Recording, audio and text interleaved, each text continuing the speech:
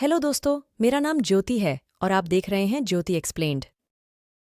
इस कहानी के शुरू में फादर ब्रैंडन किसी और प्रीस्ट से मिलने के लिए आए हैं जिन्होंने कोई बहुत ही बड़ा गुनाह कर दिया था, जिसके बारे में पूछने पर ये प्रीस्ट फादर ब्रैंडन को एक छोटी बच्ची की पिक्चर दिखाते हैं। पिक्चर नॉर्मल थी पर वो बच्ची नहीं। प्रीस्ट फादर ब्रैंडन को बताते हैं कि ये बच्ची नेचुरली पैदा नहीं हुई। इस बच्ची का नाम सिकियाना था, जिसके बारे में इससे ज्यादा वो फादर ब्रैनन को कुछ नहीं बताते और किसी गहरी सोच में चले जाते हैं। उनकी सोच के फ्लैशबैक्स में हमें एक लड़की देखने को मिलती है, जिस लड़की के सारे कपड़े उतारकर उसकी आंखों पे काला कपड़ा बांधा गया था। उसके इर्द गिर्द खड़े हुए लोग कोई रिचुअल परफॉर्म कर रहे थे।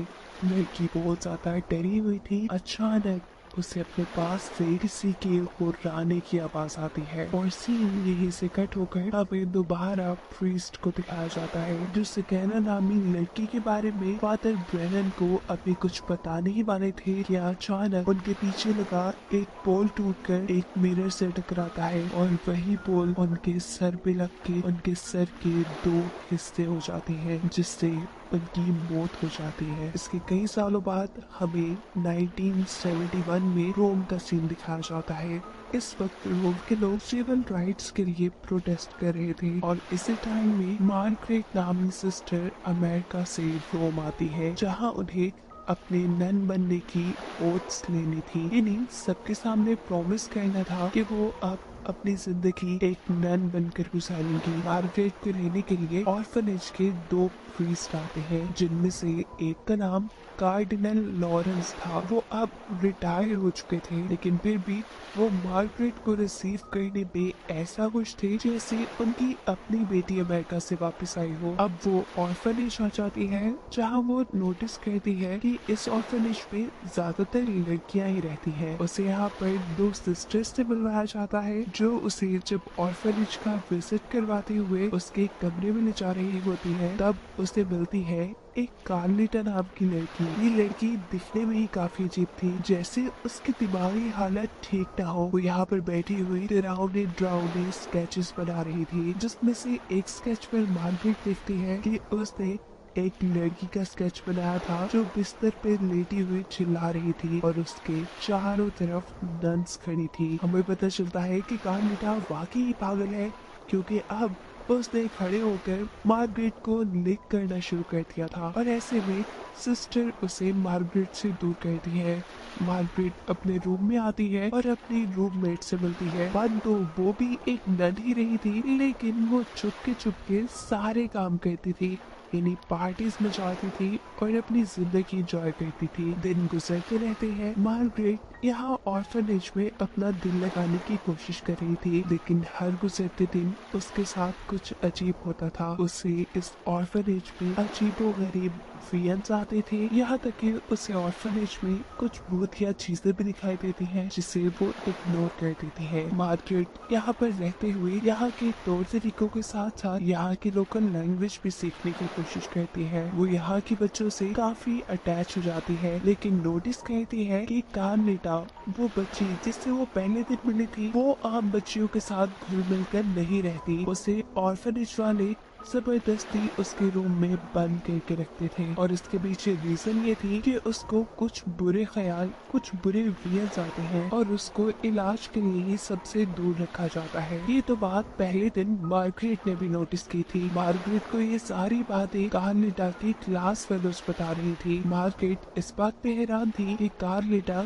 सिर्फ 12 साल की होने के बावजूद भी इन आम छोटी बच्चियों जैसी नहीं दिखती थी, बल्कि वो एक बड़ी अडल्ट लड़की थी। खैर, अब रात हो जाती है और मार्गरेट अपने रूम में आ जाती है। वो देखती है कि उसकी रूममेट किसी पार्टी में जाने की तैयारी कर रही थी। वो मार्गरेट को भी अपने साथ पार्टी में चलने के लिए फोर्स करती है और उसे पार्टी वाले ड्रेसेस पहना कर वो उसे अपने साथ पार्टी में ले आती है। यहाँ ये लोग काफी मजे करते हैं। यहाँ पहली मर्तबा मार्गरेट लाइफ में ड्रिंक भी कर लेती है और नशे में धुत होने के बाद वो एक लड़की के साथ डांस करती है। डांस करते करते वो उस लड़की को लिक करने की, यानी उसके मुंह पे जुबान लगाने की कोशिश करती है, बिल्कुल ऐसे ही जैसे कार्लिटा ने उसके मुंह पे लगाई थी। और ऐसा करने के बाद वो बेहोश हो जाती है और जब उसे होश आया तो वो अपने बेड पे थी। वो परेशान थी कि न जाने रात में क्या हो गया, लेकिन उसके रूममेट उसे कहती है परेशान नहीं हो, रात में ऐसा कुछ गलत नहीं हुआ जिसकी वजह से तुम्हें परेशान होना चाहिए। उसे रात के बारे में कुछ भी याद नहीं था, लेकिन फिर भी उसे अच्छी वाइब्स नहीं आ रही थी और इस सब का कसूरवार वो अपने आप को ही ठहरा रही थी कि एटलीस्ट उसे ड्रिंक नहीं करना चाहिए था और अपनी इन गुनाहों की वजह से वो गॉड से माफी भी मांगती है। फिर इसके बाद जब वो ऑर्फनेज से बाहर जाती है तो यहाँ पे उससे मिलने के लिए आते हैं फादर ब्रैनन, जिसे हमने मूवी के स्टार्ट में भी देखा था।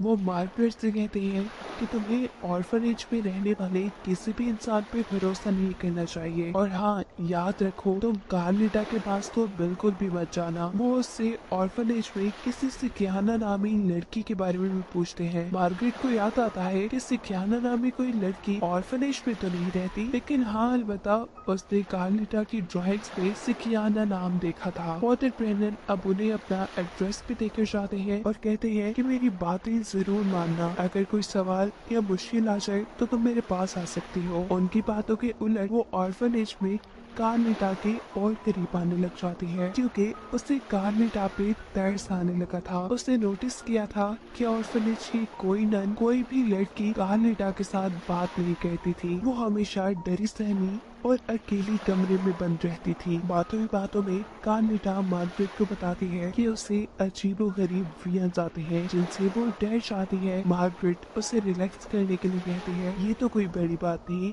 मुझे भी बचपन में बहुत ही डरावने वियंस आते थे, फिर वक्त के साथ वो खत्म हो गए, ये नॉर्मल होता है।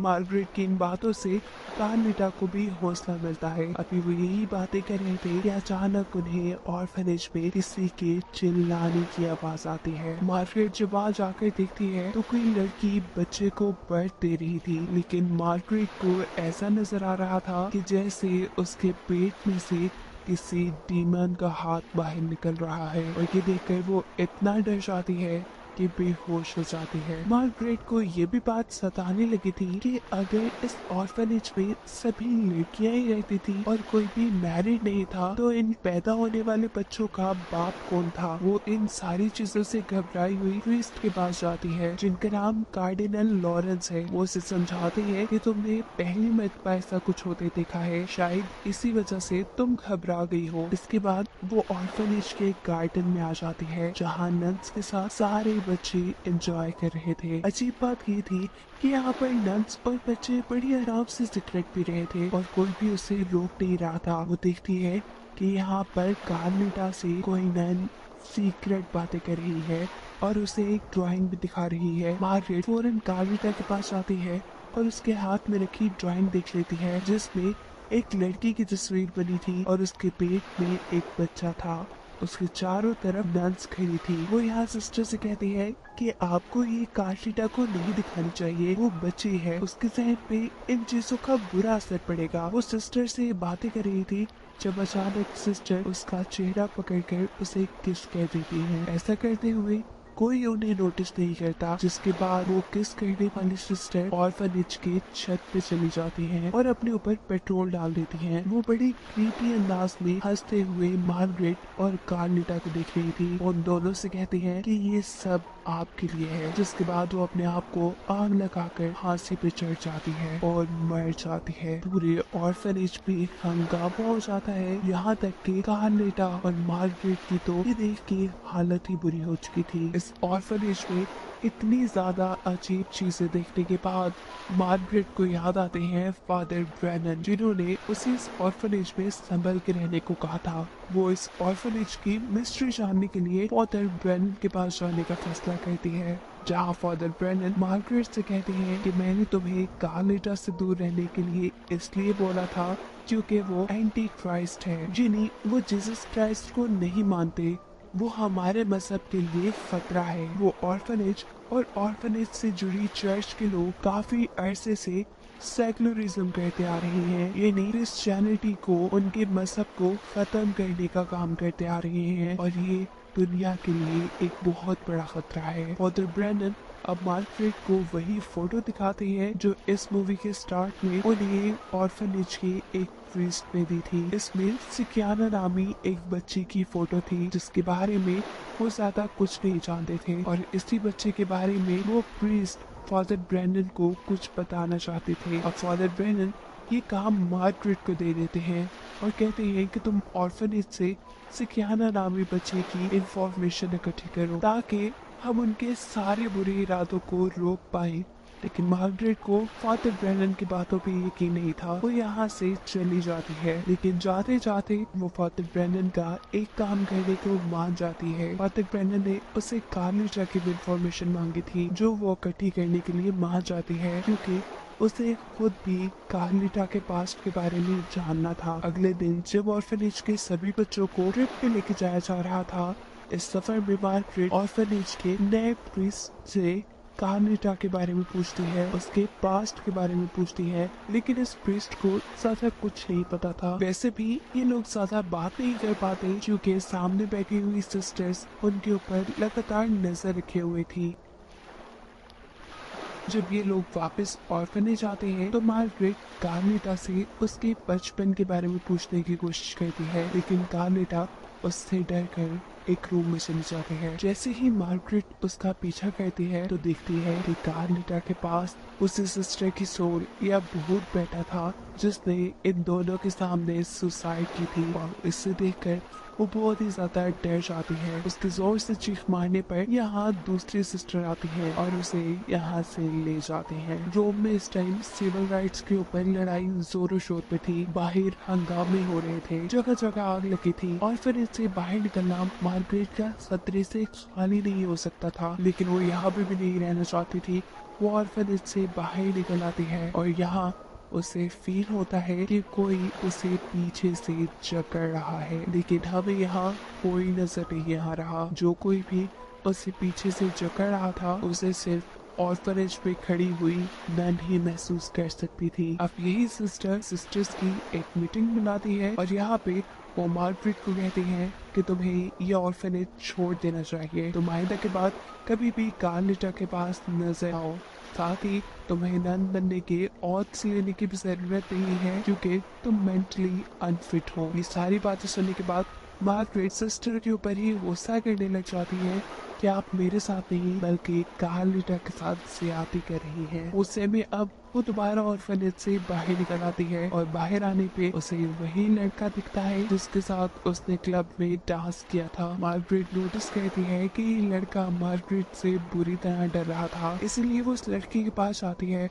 और उससे पूछती है, बताओ मुझे उस रात क्या हुआ था, क्या मैंने तुम्हारे साथ कुछ बुरा किया? जिस पर ये लड़का उसे कोई जवाब नहीं देता और कहता है, look for the devil mark. ये कहते ही अचानक उस लड़के का एक्सीडेंट हो जाता है और वो यही मारा जाता है। मार्गरेट जो उसे बचाने की कोशिश में लगी थी, उसके हाथ इस लड़के की आधी बॉडी ही लगती है। वो दरमियान से आधा कट चुका था और ये सीन देखकर यहाँ खड़े हुए आसपास के लोग भी डर जाते हैं। मार्गरेट अब इन सब चीजों से तंग आकर चर्च में जाती है और गॉड से अपने गुनाहों की माफी मांगने लगते हैं। हम देखते हैं कि मार्गरेट की रूममेट जो कि यहाँ पर नन के लिए ओथ लेने आई थी, आज वो फाइनली नन बनने की ओथ ले रही थी और मार्गरेट सब लोगों के बिजी होने का फायदा उठाते हुए ऑर्फनेज के एक खुफिया रूम में चली जाती है जहां उसे सिकियाना नाम की फाइल्स भी मिल जाती हैं। वही फाइल जो फादर ब्रैनन ने उसे लाने के लिए बोला था। पर हैरानी की बात ये थी कि यहाँ पर सिकियाना नामी लड़की की 14 फाइल्स थी। सभी फाइल्स पे 666 वाला मार्क था जो कि डेविल मार्क होता है। ये 14 की 14 सिकियाना नामी बच्चियां सुबह 6 बजे 6 जून को पैदा हुई थी। इन 14 में से तकरीबन सारी लड़कियां मारी जा चुकी थी और सिकियाना 14 थी अब जिंदा थी और सिकियाना 14 असल में कार्निटा ही है। और ये बात मार्गरेट को ऐसे पता चलती है कि सिकियाना 14 आज से 12 साल पहले पैदा हुई थी और कार्निटा भी अब 12 साल की ही थी। मार्gaरेट अब ये बात समझ चुकी थी कि क्यों कार्नेटा बाकी बच्चों से इतनी अडल्ट दिखती है, क्योंकि वो डेविल की बेटी है। फाइल के अंदर साफ साफ लिखा था कि सिकियाना 14 को यानी कार्नेटा को बाकी बच्चों से दूर रखना होगा, इसीलिए तो ऑर्फनेज वाले उसे कमरे में बांध के रखते थे। बहुत सी बातें तो मार्गारेट समझ पाई थी, लेकिन बहुत से सवाल अभी भी उसके दिमाग में थे। वो यहाँ से सारी फाइल्स उठाती है, कार्नेटा को लेती है और यहाँ से भागने की कोशिशों में लग जाती है, लेकिन नंस की नजर उनके ऊपर पड़ जाती है। यहाँ नंस उन्हें पकड़ लेती हैं। वो जब इन दोनों को एक दूसरे से छुड़वा रही थी, उस टाइम कार्नेटा चिल्ला रही थी और इस टाइम में मार्गारेट को उसके मुंह के अंदर 666 वाला मार्क नजर आ जाता है, जिससे उसे ये बात कंफर्म हो जाती है कि कार्नेटा ही सिकियाना 14 है और वही डेविल की बेटी है। मार्गारेट को भी अलहदा रूम में कैद कर दिया गया था। मार्गारेट को इस कैद में ही नींद आ जाती है और ख्वाब में उसे एक बहुत ही खौफनाक लड़की नजर आती है। डर के वो उठ गई और हैरानी वाली बात ये थी कि खून में लथपथ वही लड़की जो उसके ख्वाब में थी, वो अब उसके सामने खड़ी हुई उसे डरा रही थी। मार्गारेट जोर से चिल्लाती है। मार्गारेट की चीखें सुनकर यहाँ चर्च के प्रीस्ट उसके पास आते हैं, उसे रिलैक्स करते हैं और उसकी हालत को देखकर उसे फादर ब्रैनन के पास ले जाने का फैसला करते हैं, क्योंकि फादर ब्रैनन ने इन प्रीस्ट को भी इस ऑर्फनेज और इस चर्च की सच्चाई बताने की कोशिश की थी, लेकिन मार्गारेट की तरह इन प्रीस्ट को भी फादर ब्रैनन की सेकुलरिज्म वाली बातों पे यकीन नहीं आया था। लेकिन अब इन सारी चीजों को देखते हुए उन्हें फादर ब्रैनन की बातें सच्ची लग रही थी, इसीलिए वो मार्गारेट और सिकियाना नामी सभी फाइल को लेकर फादर ब्रैनन के पास आ जाते हैं। यहाँ आकर मार्गारेटा फादर ब्रैनन को बताती है कि आपने तो कहा था कि डेविल के निशान लड़कियों की बॉडी पे होते हैं, लेकिन कार्नेटा के तो मुंह के अंदर 666 वाला निशान था। और फादर ब्रैनन को मूवी के स्टार्ट में दिखाए जाने वाले प्रीस्ट ने जो एक सिकियाना नामी बच्ची की फोटो दी थी, उसके तो जिस्म पे 666 का मार्क था। इसका मतलब कि कार्नेटा वो तस्वीर वाली बच्ची नहीं थी जिसे फादर ब्रैनन ढूंढ रहे थे, यानी एंटी क्राइस्ट कोई और लड़की है। फादर ब्रैनन अब ये बात समझ चुके थे कि उन्हें जितनी इंफॉर्मेशन दी गई थी वो आधी अधूरी थी। डेविल के कल्ट के लोगों ने उनके साथ चालाकी की थी। ये लोग दोबारा फाइल्स को चेक करते हैं और देखते हैं कि सिकियाना 5 वाली फाइल में फोटो मिसिंग थी। फादर ब्रैनन के पास जो फोटो थी वो इस फाइल में पूरी आ जाती है और इससे फादर ब्रैनन ये पता चलाते हैं कि सिकियाना 14 यानी कार्नेटा के अलावा एक और सिकियाना भी है जो एंटी क्राइस्ट है और वो आज तक जिंदा है। उसकी डेट ऑफ बर्थ देखने पे इन्हें पता चलता है कि यही डेट ऑफ बर्थ तो मार्गारेट की भी है, यानी मार्गारेट ही असल में एंटी क्राइस्ट थी। ये बात जानते ही मार्गारेट को शौक लगता है, उसकी हालत अजीब सी हो जाती है और उसे पार्टी वाली रात के बारे में भी सब याद आ जाता है। उसे याद आता है कि वो क्लब में गई थी, उसने ड्रिंक किया और ये सब उसने खुद नहीं किया, उससे असल में करवाया गया उस ऑर्फनेज की नन्स ने मिलकर। जिसके बाद ऑर्फनेज की नन्स उसे बेहोश करके किसी अनजान जगह ले आई और उसके साथ भी वैसा ही रिचुअल किया जैसा रिचुअल कहानी के शुरू में दिखाई जाने वाली एक लड़की के साथ किया गया था। और वो लड़की मार्गारेट की ही मॉम थी, जिसके साथ भी डेविल ने ज्यादती की थी और मार्गारेट को जिसके वियन आते थे वो उसकी मॉम ही थी और अब डेविल ने ही उसके साथ भी कुछ बुरा किया था। ये सारी बातें याद आती ही उसे क्लब वाले लड़के की भी बातें याद आती है, look for the devil mark, जिसके बारे में पता चलाने पे उसे अपने सर के ऊपर डेविल मार्क मिलता है। ऐसे ये बात कंफर्म हो जाती है कि सिकियाना 5 वो खुद ही थी। सेक्युलरिज्म करवाने वाले यानी क्रिश्चियनिटी को खत्म करने वाले इस ऑर्फनेज ने, इस कल्ट ग्रुप ने मार्गारेट को इसीलिए ऑर्फनेज से इतने साल दूर रखा ताकि सही वक्त आने पे वो मार्गारेट को अपने रिचुअल के लिए इस्तेमाल कर सके। वो अब जान गई थी कि उसके पेट में डेविल का बच्चा है, वो इस बच्चे को पैदा नहीं करना चाहती थी। ये बात वो फादर ब्रैनन से कहती है और फादर ब्रैनन उसकी बात मानते हुए उसे हॉस्पिटल ले जाने का फैसला करते हैं, लेकिन रास्ते में ही ऑर्फनेज वाले उनकी गाड़ी का एक्सीडेंट करवा देते हैं। मार्गारेट दोबारा उनके कब्जे में आ जाती है जिसे वो ऑर्फनेज ले आते हैं। ऑर्फनेज आने पर उसकी बॉडी अचानक से डिमोनिक होने लगी थी, यानी वो खुद भी एक शैतान बनने लगी थी। देखते ही देखते उसका पेट बहुत बड़ा हो जाता है। अगली सुबह 6 जून थी, यानी मार्गरेट का जो बेबी था, जो डेविल का बेबी था, वो अब पैदा होने वाला था। ये बात तो हमें पहले से ही मालूम है कि ऑर्फनेज के सभी लोग इस चीज के अंदर मिले हुए हैं। यहाँ आकर हमें एहसास होता है कि आखिर कार्डिनल लॉरेंस, जो कि इस कल्ट ग्रुप के लीडर थे, वो क्यों आखिर मार्गरेट के वापस आने पे इतना खुश थे, क्योंकि उन्हें एक एंटी क्राइस्ट चाहिए था, एक शैतान का बेटा जो क्रिश्चियनिटी में जीसस क्राइस्ट की जगह लेता। वो क्रिश्चियनिटी को खत्म कर रहे थे और एंटी क्राइस्ट अभी पैदा होता जब डेविल की अपनी ही बेटी डेविल के बच्चों को पैदा करती, और एंटी क्राइस्ट एक लड़का होना था। इस काम के लिए इन्होंने जैकल नामी एक शैतान को दुनिया में बुलाया।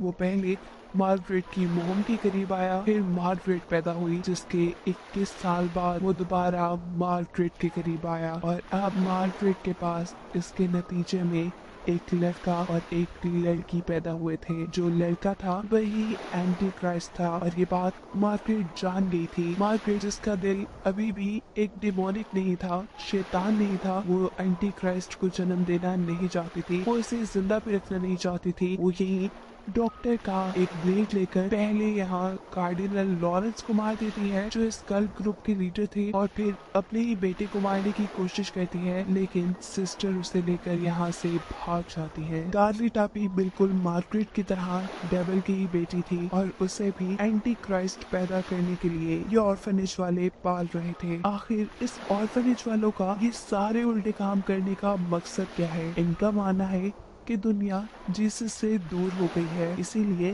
वो एंटी क्राइस्ट को बुलाकर सबको डराकर सबको दोबारा वापस जीसस क्राइस्ट की तरफ लेकर जाना चाहते हैं। ये कहानी ये लोग सबको सुनाते थे, लेकिन ये हकीकत नहीं थी। असल में ये लोग खुद डेविल को गॉड मानते थे, ये लोग डेविल की पूजा करते थे। यहाँ जो सिस्टर मार्गरेट के बच्चे को लेकर भागी थी, वो पीछे से मार्गरेट की रूममेट को आवाज लगाती है कि अब हमें मार्गरेट या उसकी बेटी की कोई जरूरत नहीं, उसे यहाँ आग लगा दो। मार्गरेट की रूममेट यहाँ मार्गरेट के ऊपर छुरी से हमला करते हुए उसके ऊपर आग लगाकर यहाँ से भाग जाती है, लेकिन यहाँ उसकी जान बचाने के लिए एंट्री करती है कार्लिटा, जो मार्गरेट को अपनी बहन मानने लगी थी, क्योंकि मार्गरेट ने उसके साथ अच्छा वक्त गुजारा था। वो मार्गरेट और उसकी बेटी को यहाँ से बचाकर ले जाती है, और इसी जलती आग में मार्गरेट को वो शैतान भी दिखता है जिसने उसके साथ बुरा किया था। सीन कट होता है और हमें दिखाया जाता है